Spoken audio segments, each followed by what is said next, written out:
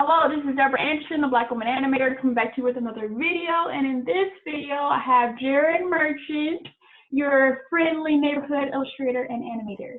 And I'm going to let her introduce herself. Take it away. Don't be humble.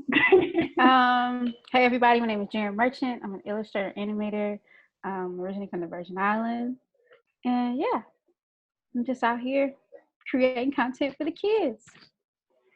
And please say the impressive things you've done. Don't act like you ain't doing anything.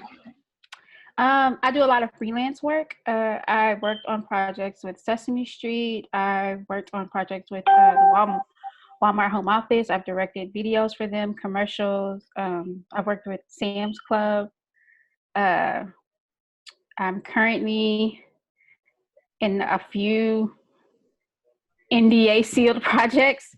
And I do a lot on the indie film circuit. So I just co-collaborated on a kind of like live action / animated film for the Fayetteville Film Festival held in Arkansas. Nice. And I worked on a project called Island Trap. And I worked on like the visual development animation side of the project with the amazing Austin Dean Ashford. If you've never heard of him, you should look him up. He's really, really dope. So that's just some of the stuff I've done. And I do a lot of children's books too. So yeah, I was about to say, did you mention that? If you've heard of the HBCU Homecoming children's book, I've done that. I've done Your Own Kind of Beautiful. We just released a basketball book for the boys called Blurry Brown Eye. So yeah, just a little bit. Yeah. Just a little bit. So J'Aaron had this idea of like nobody really talks about their love for animation, and I was like, I already had an idea for that, so we could do it together and stuff.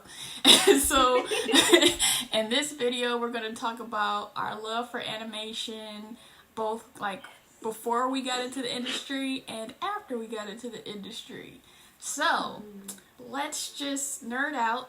So when coming up in childhood, like what was your fascination with animation and the like world around it? For me, it goes back to story. I just love getting lost in a story, just like a really well put together story. And there was just something magical about animation that always caught my attention. So of course the color and the lines and all of that stuff.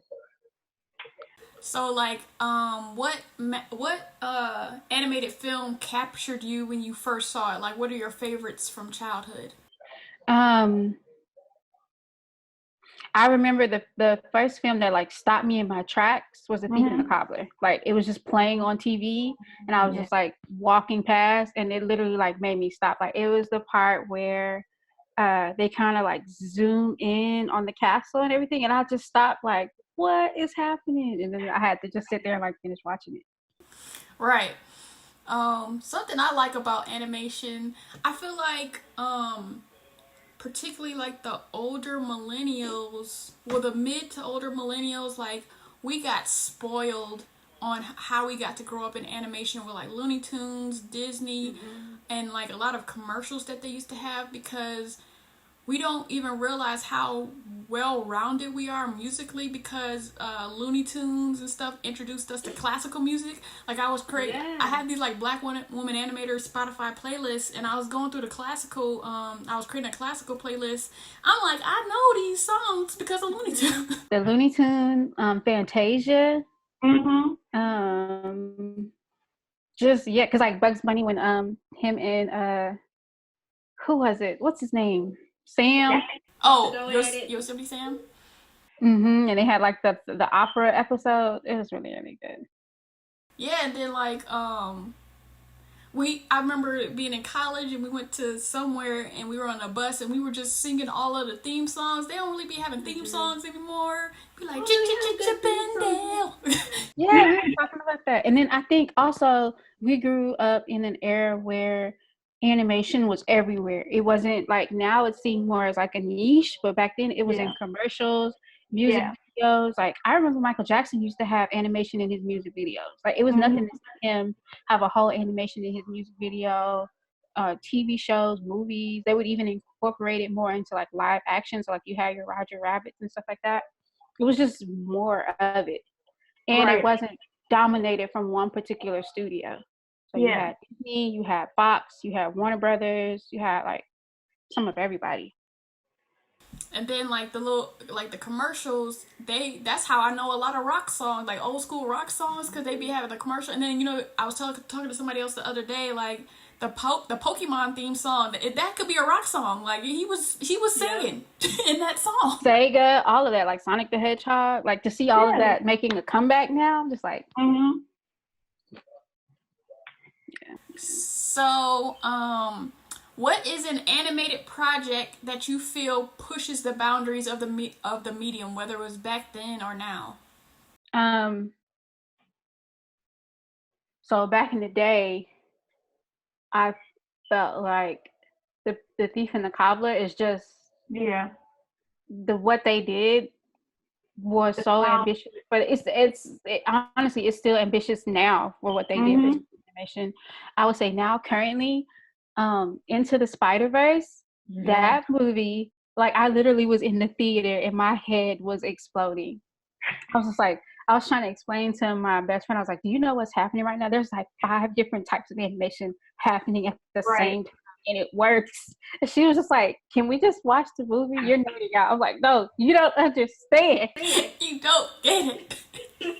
I'm like, this is not supposed to be possible. But that movie is just like even when I watched it on Netflix, like I was telling a friend the other day, I was like, I'm so curious to see what they're gonna do with the sequel and how they're gonna because I know in the first one they were jumping in between universes and stuff. So I'm curious to see what they do with that sequel. And then just the way, I really love how they're like confusing 2D and 3D animation. So like it was 3D animation, but it had like 2D painted qualities in it almost. Like they literally brought a comic book to life. Yeah, with the lines and the Ben-Day dots. And as a comic book nerd, that just, I get chills. Yeah, so Into the Spider-Verse is pretty much one of my movies too, because like when I was watching, the most important thing, especially for animation now, was that the story was like really good. And so I feel like it was just a well-rounded, like they tried, because particularly with movies like The Lion King, they try hard in the visuals, but the story was like, why you just copied it and then took stuff out. Yeah, that always seems to be the thing. It's either like the movie is visually good or the story suffers, or the story is really, really good, but it's not quite visually there. And I feel like they nailed it with Into the Spider-Verse. And I think Pixar is really good at it too. Pixar is really good at presenting something like stunningly visual, but they also have a good story to go with it. Yeah, like, one of my ex-boyfriends, we used to, like, go to the movies all the time, and he would always fall asleep in the movie theater, but we went to go see Inside Out. That was literally the only movie that he stayed up. Good. That was good. I got the little sadness necklace, because if you've never seen a movie, it's weird for your favorite character to be Sadness, but she was legit in the movie. She was important. Key. Right.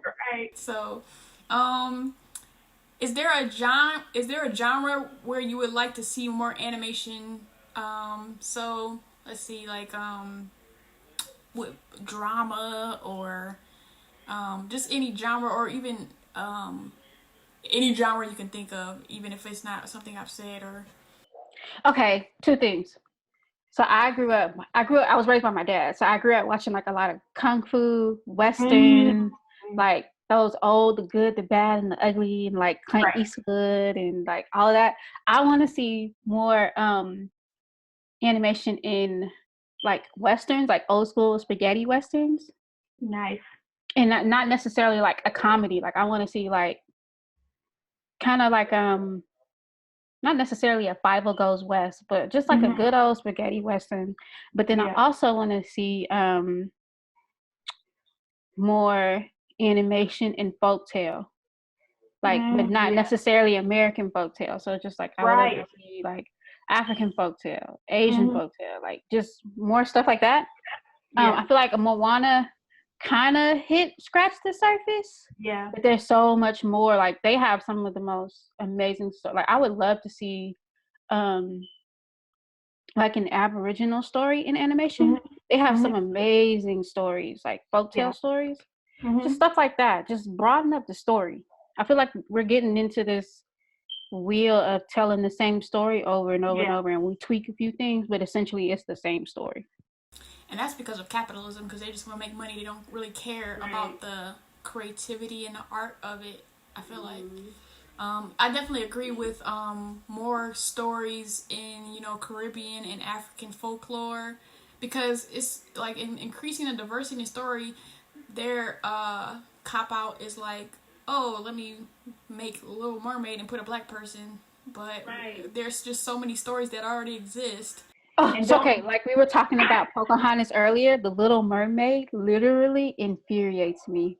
Being from the Caribbean, you have this whole story about all these mermaids in the sea, and the only Caribbean person is a janky crab with a busted Jamaican accent. I don't even think it's Jamaican. He actually sounds more Bayesian than anything else. And then there is a concept of like the mermaid in somebody's. Is it all of Caribbean folklore or like a particular country? I can't remember, but there's like stories about people who are mermaids. They don't call them that, but I know in either a particular Caribbean country or a couple countries, there's actually stories about that. There's sirens. There's also like the story like of Atlantis. There's like stories of mermaids being around Atlantis. Like there's so many different ways to go about storytelling. I just like I would really like for them to get rid of the whole, okay, we're gonna tell a story, let's put one brown character in there, or actually a white character that we've just colored brown, and then hit our diversity checkbox. Like Coco, that's how you do it. Right. Quality. And then what was the other one? The other Hispanic one that not a lot of people talk about. Is that I can't remember what the name of it is. What is it called? I know exactly what you're talking about. For some reason, Ice Cube was in it. For some reason. So random when he popped up. Dang. I had to look it up. Hold on. Yeah, I have to now. I'm not going to be able to let it go. Let me see. Hold on. I can't let it go. Movie. We're serious about this. I love the director who did it. The Book of Life. Book of Life. I love that director. What is his name? Oh, let me see. That was a good. Oops, I clicked the wrong thing. Book of Life. Jorge Gutierrez. Yes, I love him. He's a hoot. Have you followed him on Twitter? He's hilarious. No. Have you followed Peter Ramsey on Twitter? His Twitter is lit. About that life. What's funny is that? Yeah, the last week I tweeted Peter Ramsey. I'm like, man, you're awesome. I would like to meet you. He's like, I'm mad, and I'm like, you don't really realize why I'm saying you're awesome. I feel like he thinks that because of who he is, like, oh, your animation, like, no, because you be talking about real stuff in your Twitter. You are lit. Bruce W. Smith. What's the guy that did? He did the short film Substance. I think he's at DreamWorks. Oh, Jamal Bradley. They like those three. They're on my list. They're on my list. They're like really. I follow them and just like they give out so many gems. They're just like a well of information. And I just sit on the sidelines and they put out a little gem. I'm like, I'll put that in my ninja handbook. Grab that. But yeah, Book of Life is really good too. I think a lot of people slept on that. Yeah, a lot of people talk about Coco, but they don't talk about A Book of Life. So, what is an animated project or film that you feel is really underrated and doesn't get talked about enough? A Book of Life. Book of Life. Have you ever seen an animated movie called? What is it? Is it Nocturne? No, I have not. I think it's European. I want to say it's French.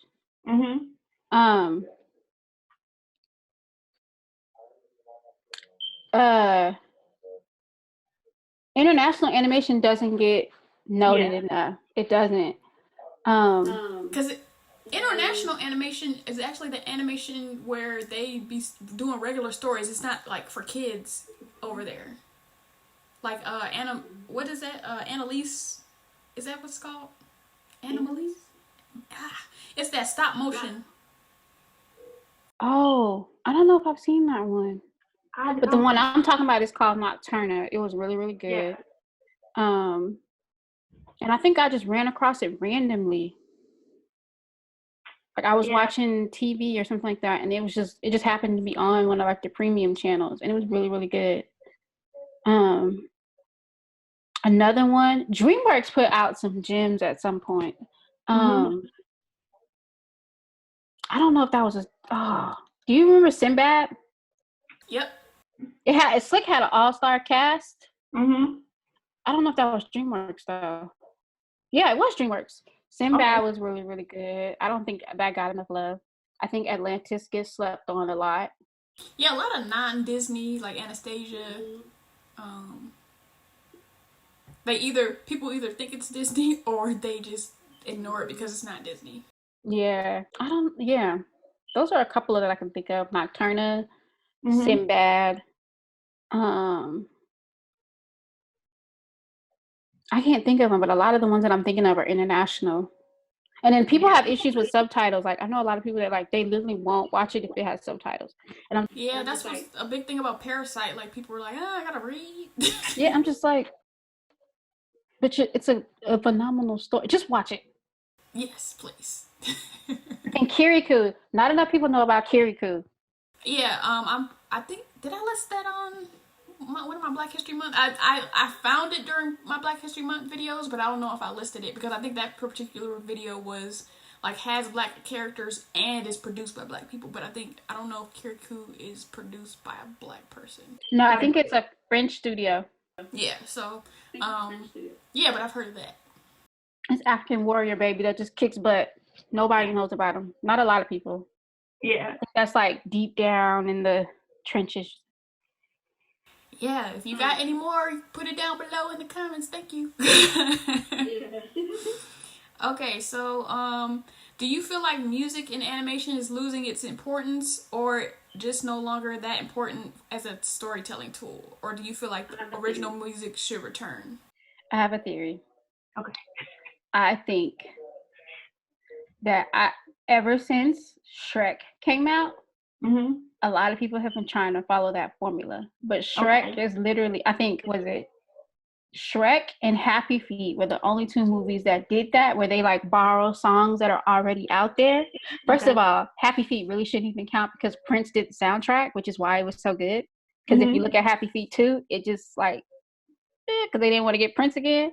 Right. But Shrek is the only movie that actually nailed it. And I think a lot of other animated films try to do that versus doing original music. Because for some reason, they don't realize how important the music is to the story.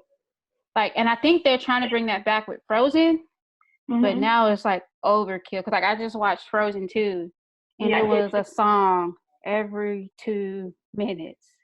And I'm just like, you guys are doing good. Just wheel it back a little bit. What did you feel about that, Kristoff's song, the little 80s ballad? That was hilarious. That was funny. They could have kept that, but there was just like every few minutes there was a song, and I'm like, the songs weren't really progressing the story. Whereas like in Lion King, be prepared. Listen to that while you're in the gym. I dare you. Listen to that while you are driving. You will fly off the interstate if you listen to Be Prepared while you were driving down the highway. That song progressed the story. It was relevant to the story, and it got everybody's attention. Like, I just can't wait to be king. You know, like all of the songs that came out there. If you mention the movie, people immediately start singing the songs. Right. Aladdin, Little Mermaid, Pocahontas, all of them. They just like Mulan. They all sing the song. I really think that Mushu should have got a song in Mulan, and they didn't do Eddie Murphy justice. So, for people who are not as familiar with animation, say what you think the Shrek formula is that people are copying. What they'll do is, so like with Shrek, they pulled a lot of, Shrek makes a lot of, the reason it worked too is Shrek makes a lot of pop references. So what they would do is they would go pick like iconic songs from the 80s, iconic songs from the 90s, and just like splice them into the movie. But the songs weren't random. They actually went with what was happening in the scene. Right. So like in Shrek 2, when he's rescuing Fiona, he takes on a human form, and while he's rescuing Fiona, the fairy godmother is singing "I Need a Hero," it goes with what's happening. It's not just a random song that's playing that doesn't make any sense. Like at one point I was watching Madam CJ Walker last night, and at one point they're literally like just out of the slave era, and Rhapsody starts rapping in the scene where she's supposed to be working, and I'm just like, what's happening? Like it was like, it literally threw me off. Like they lost me in the moment. That's a new theme too, like people putting current music in like slave or old movies, which is kind of weird. Like I get what you're trying to do artistically, huh? They started doing that in Great Gatsby, and they've been doing it ever since. I think it was The Great Gatsby with Leonardo DiCaprio. Yeah. Stop. And then also, I kind of feel like it's a disservice to all of those artists and creatives that were around during that time. Yeah. So I don't know if it's like they can't get permission to use the music, or because they did it in what's the movie with Taraji P. Henson and Janelle Monáe, where they were talking about the mathematician, the Black women mathematician? Hidden Figures. Yeah, they did it in that too. And it didn't, I don't know, it just, stop, don't do that. But you mentioned Hero earlier, and that made me think of Hercules and those songs, like the gospel. They knew what they was doing when they put a Baptist choir in that Greek mythology. Right. They knew what they was doing. They had it. Zero to hero. Right? That's cool. And then stuff like that. I don't know. I guess they don't feel like audiences will respond to that, but they do. Like at one point, all film was musicals. Like if you look at all of the old movies, all of them were musicals. Yeah. And I just did my last Black History video was like Cab Calloway's involvement in early animation, where they used his songs. Their songs, the way he talked, the way he walked. That's a whole conversation for another day. Right. They love the swag of it. Yeah. But I definitely agree that like music should be a bigger thing. And something I was talking to with my cousin, he was talking about, like the idea of the TV show Insecure, and he read an article about how those people are the new A&R. And so she does like help, because she did that back in her web series days, where she'll introduce you to she puts on a lot of artists that people don't normally get the visibility that like a high profile artist would get. And I think that's dope. Yeah. And the music actually fits that type of show. I think that's also important to know who's in the room making those decisions. Yeah. Because a lot of the time, I don't think they're listening to a lot of I don't know. I'm not in the room, but it's almost like they're not listening to creatives. Like Sonic was a huge example of that. I feel so sorry for those artists. Man. It's just like, listen to your creator. They know what they're doing. And it's so interesting that they don't pay attention to the music, because like I was reading something the other day, I think it was Felicia Rashad, and she was saying like before kids are talking and counting and doing math and going to school, they're dancing, they're singing, they're acting out. Like music is a huge importance. Like it progresses the scene. It kind of lets you know what's about to happen. Yeah. Like preps you for it. I don't know. Yeah. Like look at Fantasia. The whole thing was music. Right. I would love to see something like that with hip hop. Yeah. Hip hop and like jazz, like Black contemporary jazz, like urban jazz. Like I would love to see animators like pair up with like a Robert Glasper or Erykah Badu and do like their own thing. That would be so cool. We gotta facilitate that. We gotta do something. We gotta work together. So what is the worst animated film you've ever seen? That is a good. Okay, so let me say, I'm an Elton John fan, so that he did there was what was it, the Gnome movie, Romeo and Juliet. That was pretty bad, but I watched that because I love Elton John. I haven't seen that. You don't have to. I'm trying to think. I don't know if I have like a bad. I always have like my top fave, but I don't know if I have like You probably like you see a bad one and it's like out of my mind. completely disassociate. I can't think of one. I'm gonna have to come back to you on that. I mean, a lot of the recent ones that they come out with. Oh, this is what I want to talk about. With speaking of bad, like regular people now be saying that 3D is a horrible genre because these capitalists keep making bad movies because they want money instead of like concentrating on a story. So I feel like 3D is getting a bad rap. Yes, I think they're so. I the way it looks from the outside looking in, they're so caught up on the visual aspects of it. Because I've noticed lately with 3D, it's like let's just figure out how to duplicate reality. And I'm just like, no, you still tell a magical story. What there was a Yeah, with 3D, I think, like I was saying earlier, I think Pixar is one of the few studios that has like visually appealing and has just as good of a story. Like I remember I saw Home, and I was like really, really disappointed. Like Home wasn't bad, but there was so much they left on the table that could have like went into the movie. Yeah. And then there's Missing Link, which is actually stop motion, but hit like the monster is like beautiful, but it's just like, come on, y'all gotta do better than this. Yeah, I don't know. I think a lot of people are sacrificed. They haven't. I think what it is they're underestimating their audiences. Yeah, which is in every aspect, like even in education, like teachers underestimate their students. So it's just like we just underestimate everybody. Yeah. Okay, so now what animated world or universe would you love to live in? Ooh.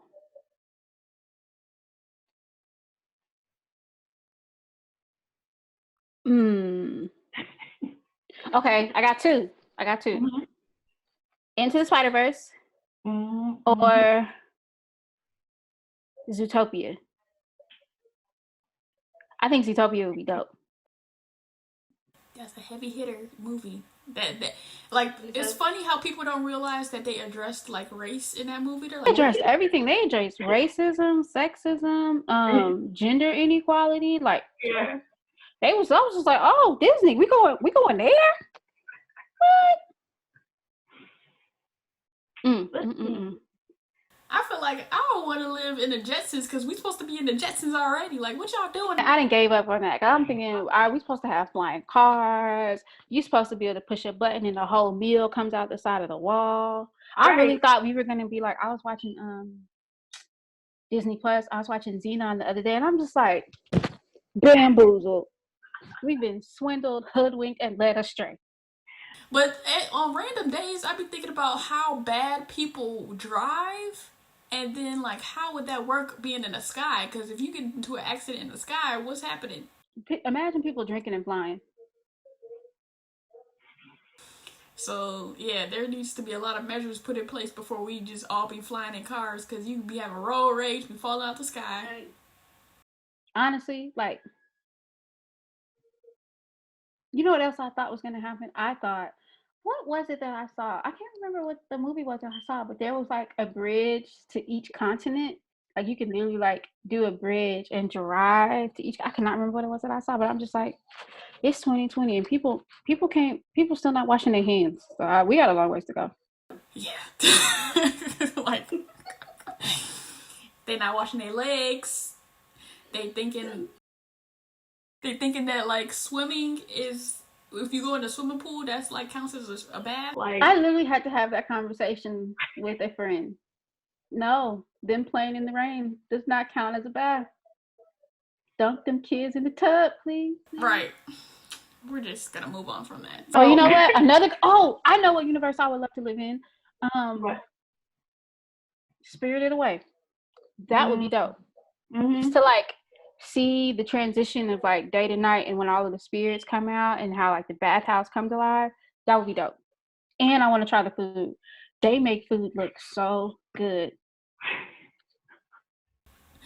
I don't do them spirits. I gotta get in touch. I don't know. I'm still scared. And I don't even watch scary movies because I be having to watch Looney Tunes before I go to sleep. Like, I watched Us like pretty late at night, and then I remember trying to go to sleep, and it was just too dark. And then I was like trying to play some ambiance music, and so it was like some raindrops. I'm like, this is not making it better. You up here tripping yourself out. I think that would be dope to see him do an animated project. See Jordan Peele. It doesn't have to be like scary, spooky. I would just like to see what his vision would be with an animated project. Ooh, so that's maybe another genre people need to get into. Horror. The suspense. I prefer suspense. I don't like blood. I appreciate Jordan Peele because he takes more of a Hitchcock approach. It's not necessarily gore. It's more of like he can make you jump from like a door slam because he builds up so much suspense, like so much. Us was complete suspense. And he be ruining songs because I got 5 on it.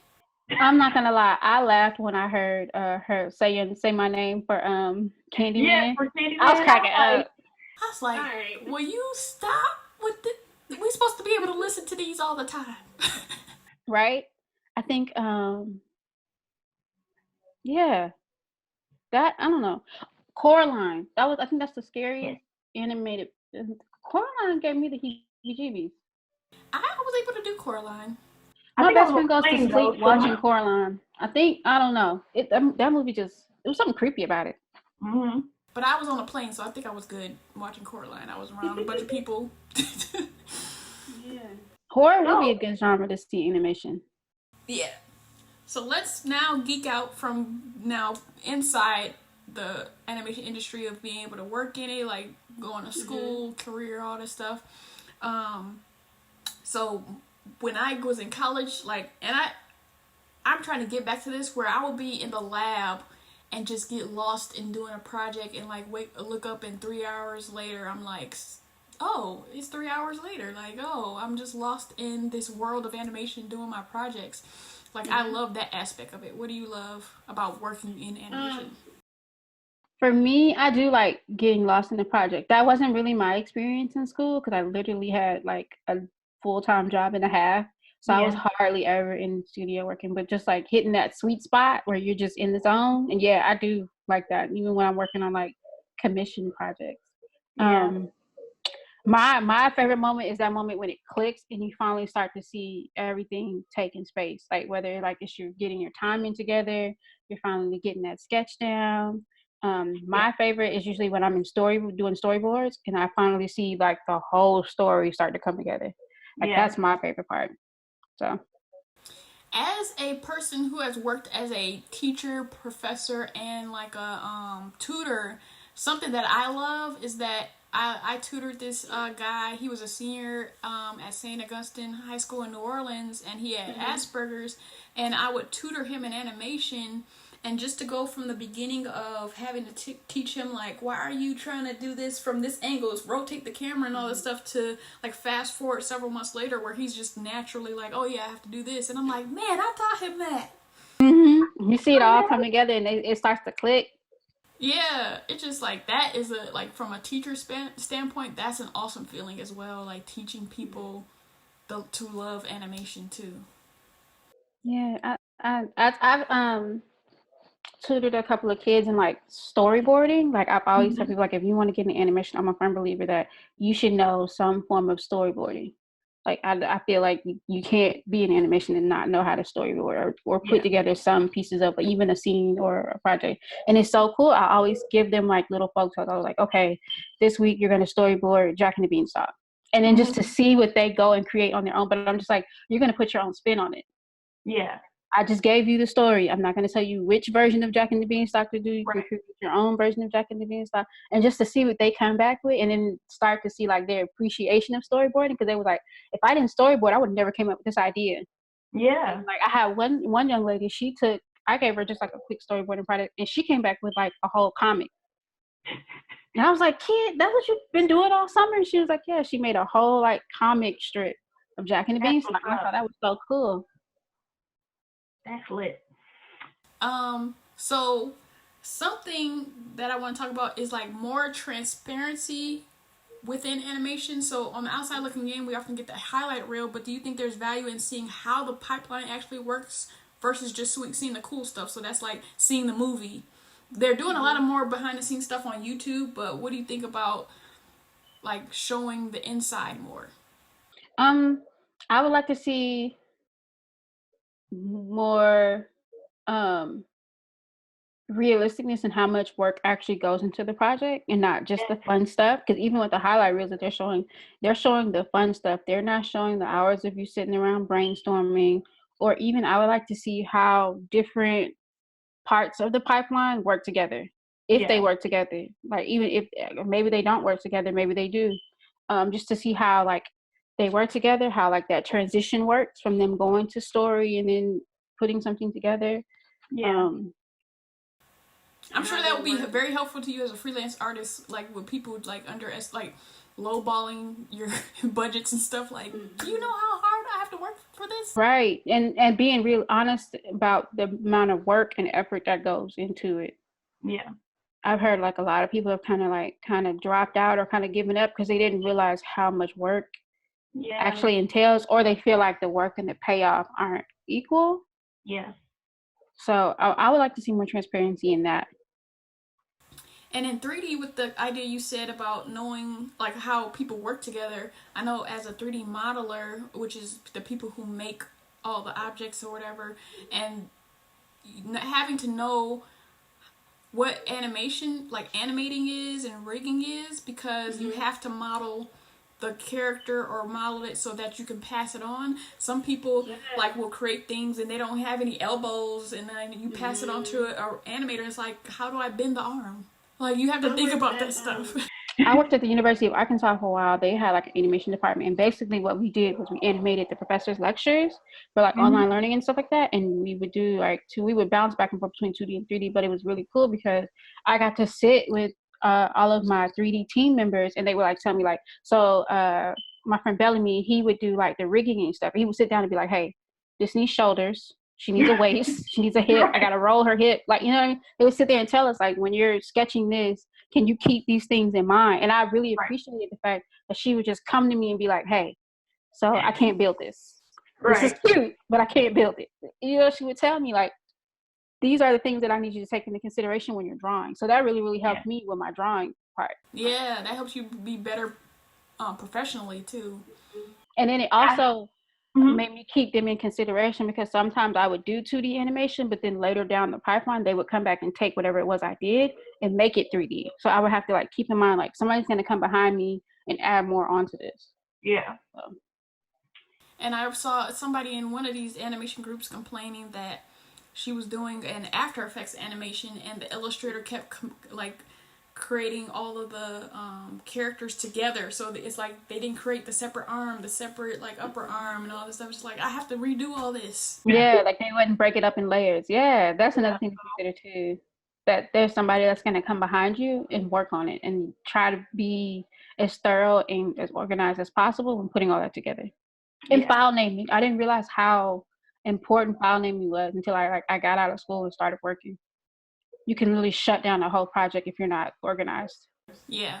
I remember when I worked in Korea, like sometimes I would get 3D models from my coworker, and like we used Softimage XSI, and he would have like, say it was Brian's car from Family Guy, and you know, it's a gray car. He would have like 50 like gray materials, and like the first thing when I got his models, the first thing I would do was consolidate all that, because I'm like, if I have to change the color of this, I'm not changing 50 colors. I'm consolidating this all into one, so I only have to change it once. Make copies, have backups.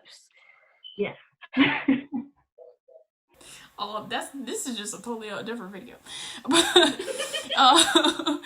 Next, and why isn't the business of animation discussed more? Like, particularly for people who want to open their own studios. Mostly you'll have to like work at a studio, get what it is, and then leave and create your own studio, because there's not a lot of information on the pricing of things. Like, even if you think about animated series, like when you talk about budget, some people are like, what is in the budget? I don't know. Right. Like, I remember researching one time, I was just like researching a film project, like, how do you put together a budget for a project? That's very difficult to find. I think a lot of the industry, because they're so plugged in, I think they assume that a lot of the information is out there and it's readily accessible. It's not. Yeah. It's not when you look at the business side, like the how do you put together a project. They'll do like the quick points. You do your storyboarding, you do your character design, you do your animatic. That's cool, but how do you actually budget for a project? They're not. That information doesn't get talked about a lot, and I think it's because it's not so much the glamorous side. Yeah. So they think people aren't interested. Yeah, creatives don't really like to deal with numbers, but then I think it's also important to acknowledge that this is a business and people do expect to get compensated, and you can't put together a project if you can't fund it. Yeah, shout out to Chris Coward. I just talked to him on Monday because I was like, somebody wanted me to do a freelance project, and I'm like, I don't want to underbid myself, and he's done freelance. I'm like, what do I ask? What do I say? That's one of the reasons I've kind of like stepped back from the freelancing for animation. I'll do like the visual development and the storyboard.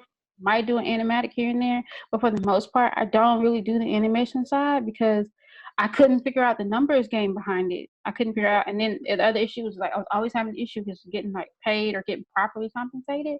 People want you to do an egregious amount of work for next to nothing. Yeah. And then when you talk to your friends and your colleagues and they're telling you how much you should be getting paid, when you hit them with that number, you disappear. That's why I tell that number first, so I don't gotta do nothing. I'm like, this is the budget. And they be like, oh, okay. We'll get back to you. And then you don't hear from me ever again. Good. I didn't do no work, and so you ain't gotta give me no money. People think they're like, oh, it's $50. Let's do a project. Like somebody was in my inbox the other day. I was like, oh, I have $300. I need a 15-minute animation, and I need it done in a month. But I was just like, you needed to send them the Venn diagram: fast, cheap, good. Or just send them this face.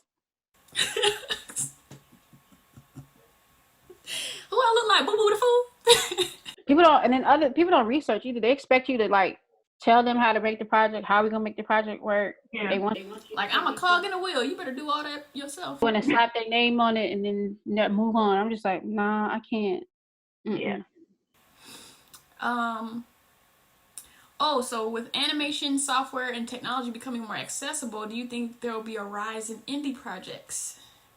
I think so. Now that everybody's quarantined, we ain't got nothing else to do. I definitely think so. People are figuring. We're getting into this area. Like independent filmmaking is just like surging right now. Everybody's basically on the whole like, I'm going to figure this out come hell or high water. Like I'm going to figure this out. If the first one may not be the best, like look at Hair Love, even though they definitely had like an all-star team.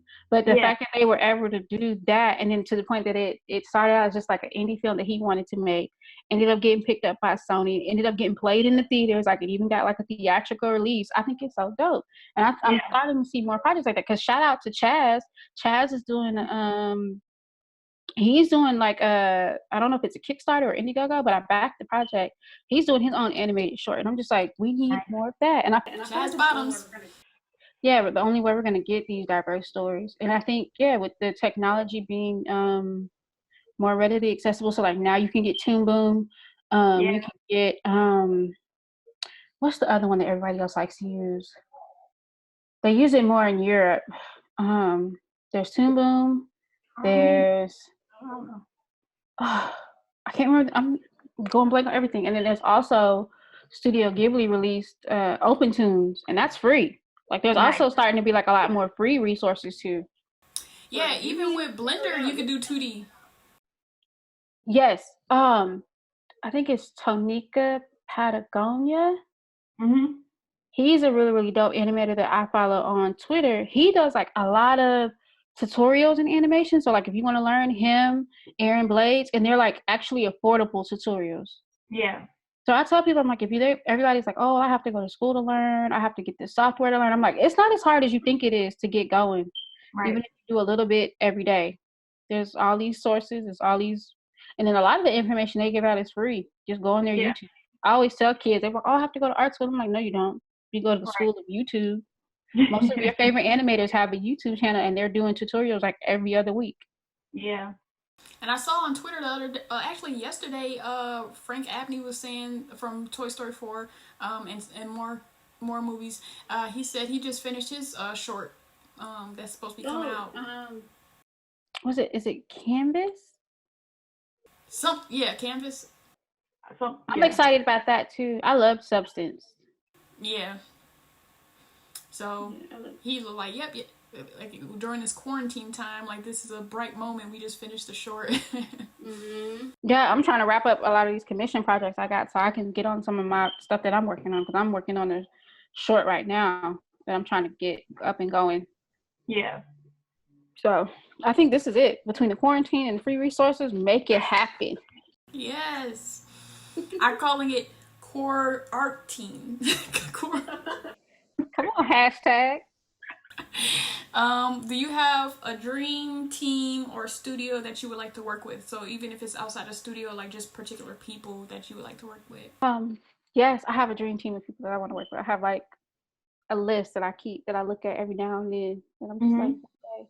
So I definitely want to work with Chaz. I want to work with Josh. I want to work with you. I don't know if you're familiar with Monique Henry Hudson of Simply Robotics. Yes. Yeah, I have like a whole list of people that I want to work. I have like my own dream. I have like a dream team pipeline. Dream team. Yes. Yeah, like I know for sure I want to work with Peter Ramsey. I want to work with Frank. I want to work with Bruce W. Smith. Yes. Shout out to him. He's the reason I got into animation. Sidebar. I literally was like walking past the TV one day. Proud family? My sister was watching Disney, and he was doing like you know how they used to do in between the shows, they would be like, the artist would be like, this is how you draw. He was something from Emperor's New Groove. Okay, nice. What made me stop, and I was like, that's a black man making cartoons? You're right. I was like, I want to find out more. And I like followed everything he did after that, because he was literally, because before that I would always see like Glenn Key, which is somebody, just an old man doing it. Never saw a black person. And I was like, when I saw him doing it, I was like, oh, he draws. I was like, that's so cool. Like, he gets paid to do it. So before that, I was just like, this will be a hobby. Maybe I'll go be a doctor or something, because, you know. Right. Clearly avoided the direct path. So thank you, Bruce, for not allowing J'Aaron to become a doctor. But yeah, there's so many people, like my boy Andre Rodriguez, like just the people I've been meeting since I moved to Los Angeles. He was at Blue Sky, right? Yeah, I kept up with him. He's cool people. He's more on the 3D side though, right? Yeah, he's dope too. Him and Matt Munn, and then like our friend Kevin Palmer, Craig Tinsley, Chris Coward, like all these people I just met. Like, have you met Bree from BlkWmnAnimator? Not yet. You should definitely connect with her. I want to work with Bree on a couple of projects. Because like I did BlkWmnAnimated last year, and I met so many dope Black creatives. Like I think that was so cool. They got so many Black creatives in the same space in animation. So I it's a couple of people that I want to work with. Nice. Yeah. My dream project is to work with the Marleys. That's what I want to do. One day I'm going to work with the Marleys on an animated project. I don't know what it's going to be. And Will Smith, just because he's a hoot. Yeah. I feel like he's down for just about anything. Like I feel like he would. I don't think they do him justice in animation, man. They don't let him. He did pretty good in what was the spy movie that just came out? Spies in Disguise. Spies in Disguise was good, but I want to see him like let loose. Yeah, I kind of miss Fresh Prince Will, like his character in the Fresh Prince of Bel-Air. Like I miss him. That would be dope to see. Yeah, he would be really, really, really, really good. And I think Willow has the perfect voice for animation. Yeah, as long as she doesn't say all the time. She does that a lot in the Red. You could incorporate that into her character. But people don't like that. It's a West Coast thing too. I think it's a West Coast thing. Because I'm just like, y'all can edit that out. But You kind of already answered this question, but would you like to create animation outside of the U.S.? Why or why not, and where? But with the Marleys, but 2 places. Mm-hmm. So I want to do an animated project. So South Africa and Nigeria have like their animation industry is starting to boom. Yeah. If you ever get a chance, check out the I don't know if it's Creatives in Nigeria or not. I think it's Creatives in Nigeria hashtag. They've got some amazing, talented animators and artists over there. South Africa too. I think Triggerfish Animation is in South Africa. Yeah, I found their website a couple weeks ago. What is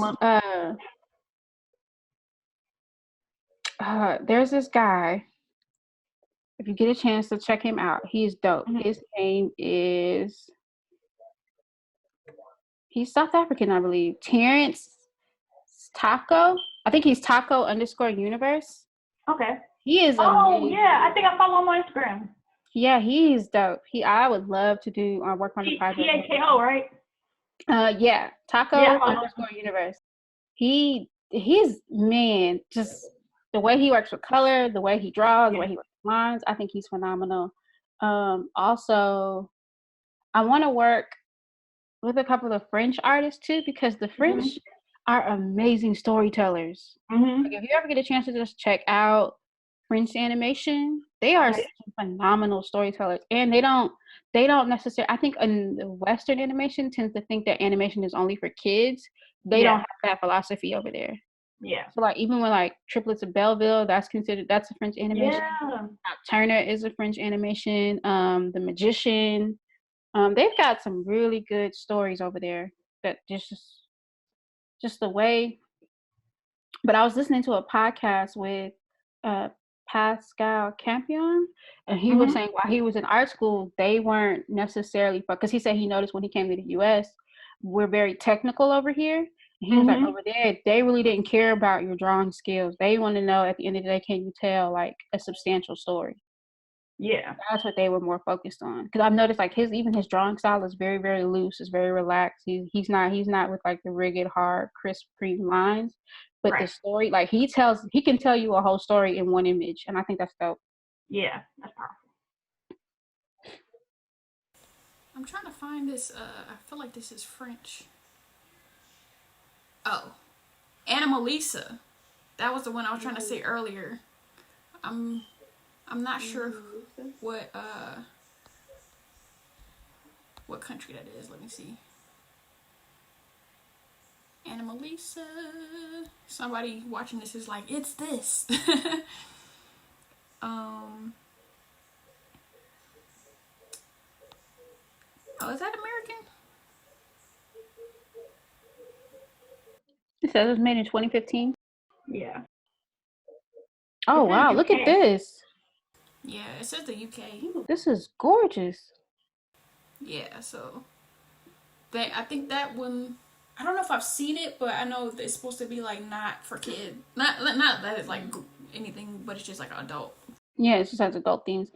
Do you have access to Disney Plus? They've started releasing like their shorts and stuff, and I really love how they're doing like the interviews with the directors of the shorts, and you're just kind of getting like an insight on how they put together their projects. These like experimental shorts. They've got some really good shorts on there. Yeah, I saw the one where the kid was jumping in the puddles, and then I saw a couple of them. That was before I got my subscription, because I was house sitting for someone, so I was using her Disney Plus. I was like, let me watch stuff. I'm trying to jump more into it, but the layout throws me off. It's just so much content. Yeah. It's a lot. I have to figure out how to like conquer it all. Like so far, I've only just been watching That's So Raven. Go straight to That's So Raven. It's the future I can see. She is so underrated. That show is so underrated. Oh, that show is hilarious. Yeah.